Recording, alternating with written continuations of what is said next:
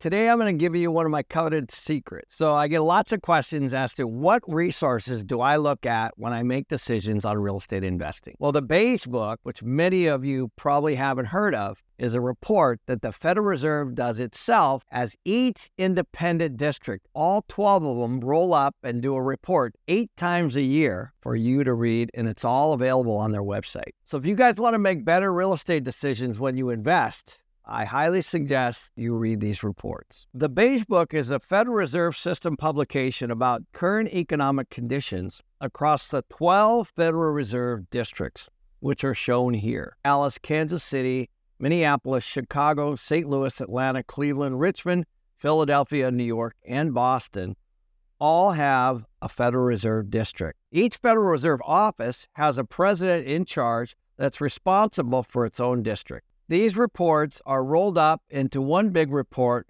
called the Beige Book, and they're published 8 times a year and available on their website. So why is the Beige Book important?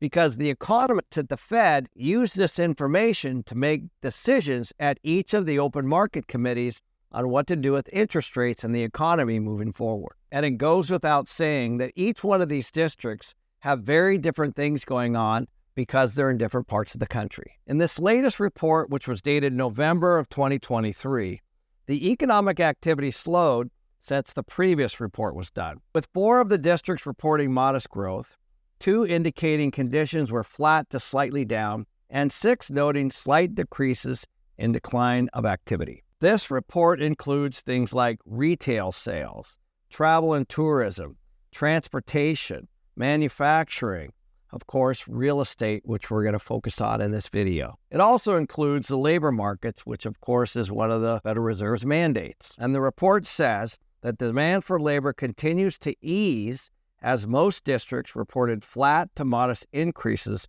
in overall employment. This is certainly something to watch in 2024 because low unemployment is not necessarily good for the Fed. In fact, several of the districts continue to describe the labor markets as tight with skilled workers in short supply, which of course implies wage inflation in the future. And it also covers price inflation, which is detailed in the report. And looking at the economic activity of the 12 districts, there were 4 districts that reported economic activity as positive and 8 that recorded negative. So the 8 that recorded negative were Boston, Philadelphia, Cleveland, St. Louis, New York, Kansas City, Minneapolis, and San Francisco. And the 4 that recorded up were Richmond, Atlanta, Chicago, and Dallas.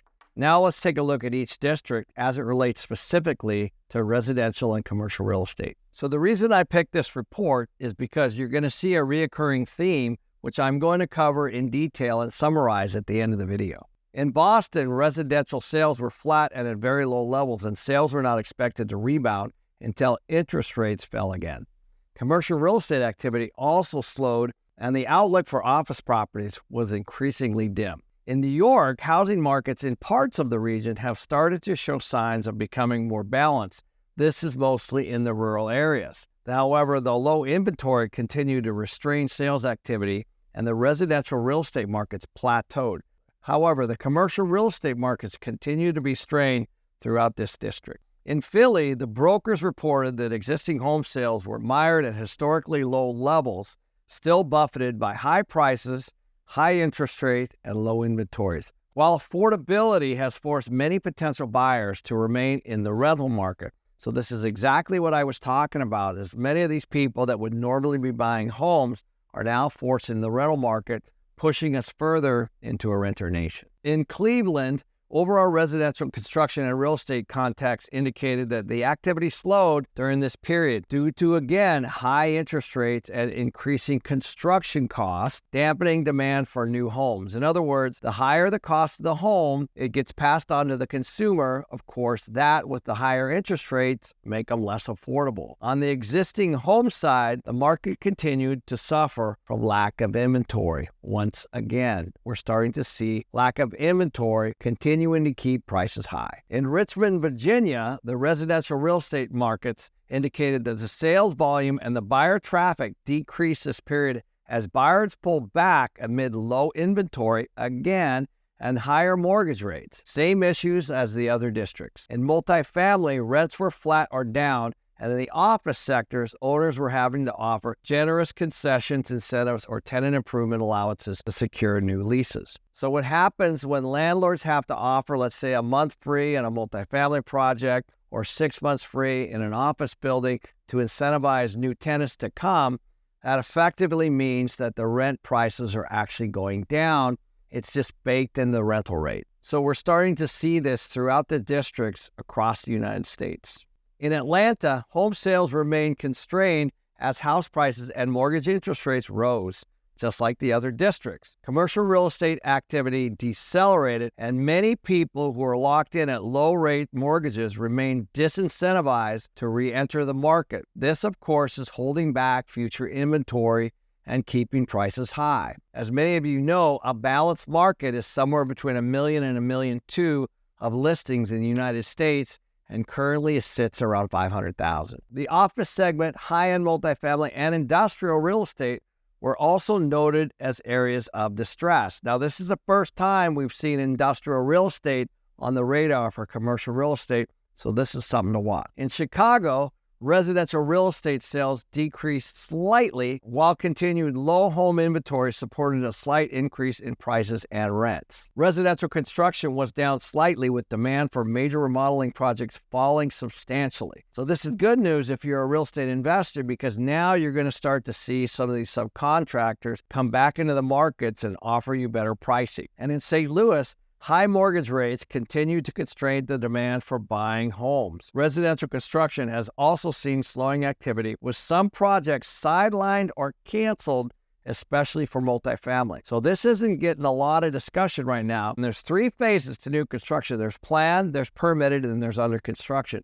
So plan is just thinking about developing something. Permitted means you've done all the work to get through the county or the city to pull a permit, and it's actually shovel-ready, ready for bank financing. Under construction is the only thing you should be looking at, because those are projects where the shovels have already been in the dirt and they're fully funded with both debt and equity, and there will be a completion date at some point. In Minneapolis, office space remains challenging with high vacancy rates because the large tenants continue to seek smaller footprints. Many of you saw the podcast where I had the commercial guys talking about this exact thing. If somebody had 20, 30, 40, 50,000 feet, now they might only need 20 or 10 or 5. So that makes its way into vacancy into that office building, which continues to hurt the cash flow of that particular property. Like many of these markets, the Minneapolis multifamily vacancy rates are creeping up and rent growth has tapered. And of course, residential real estate remains subdued, with year-over-year sales continuing to decline, just like most of the other districts. Kansas City was really interesting, where their customers are increasingly likely to share a roof and share meals, to manage household budget challenges. So basically, we're getting back to affordability and renting again here in Kansas City. Demand for rental housing reported shifting away from single-bedroom units toward multi-bedroom housing, where rent expenses could be shared with a roommate. And also, subcontractors were becoming more available for work. Let's move on into Dallas. You could see that home sales decreased significantly, and this also reduced affordability. High mortgage rates and tighter lending for construction and development loans created more headwinds. Apartment leasing slowed, and rents were flat to down. Office leasing remained minimal. Vacancy rates were also high, and concessions remained generous. With a new supply outpacing demand, industrial vacancy rates ticked up and rent growth has cooled. In San Francisco, which is a big area, the asking and selling prices for single-family homes declined as buyers were deterred by high mortgage rates.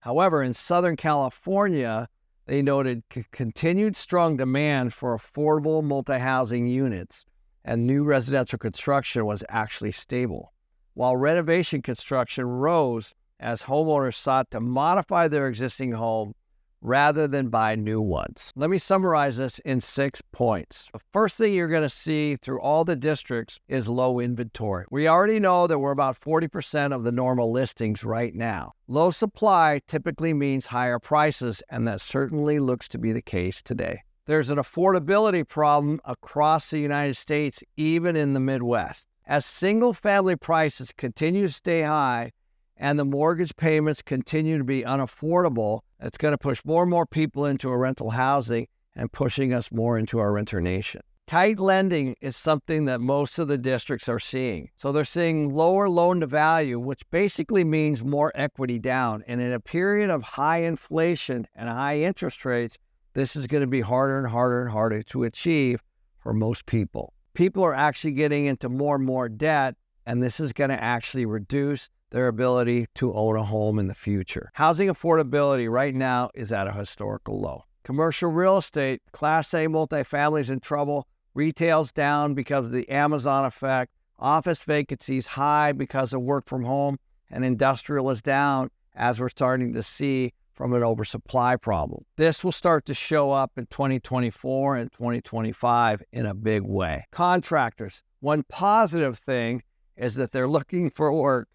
Finally, this hopefully will translate into lower prices in the future, because when contractors are high in demand, their prices go up, and landlords or developers are going to pay anything to get the work at their properties. And the sixth thing, of course, are the banking troubles. Now, the Fed's going to have their eye on this because of all the loan maturities. As commercial real estate and residential has loan maturities in 2024, for example, they're going to have to reset at much higher rates. And the person who holds the debt is going to have to be faced with either giving the property back to the bank or writing a check to keep it. So the reason I'm doing this video is to summarize the residential and commercial real estate piece so you don't have to read the whole report yourself.